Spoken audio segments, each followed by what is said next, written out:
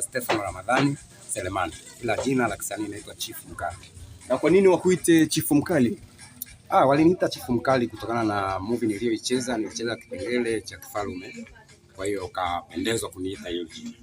Lakini ungetuambia hiyo movie inaitwa jina gani ili Watanzania waweze kufahamu? Hiyo movie inaitwa The Broken Hearts. Broken Heart. Okay, na kingine hebu tuambie Chief Mkali. Wa fans wanasubiria kuona kwamba ni siku gani mwendelezo utatoka. Hebu tuambie.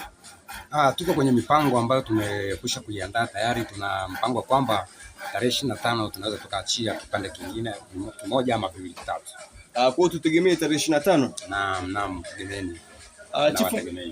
Okay. Hebu tuambie kitu kingine Chief Mkali, ni kwamba ni Watanzania unawaambia nini wafansi wako ambao washabiki wanaokufuatilia? Washabiki wangu, mafansi zangu, yani kwa ujumla nasema fansi zetu, bwana nawaambia bwana tupo, hatujazimia, tupo. Kama tumechelewa lakini tupo.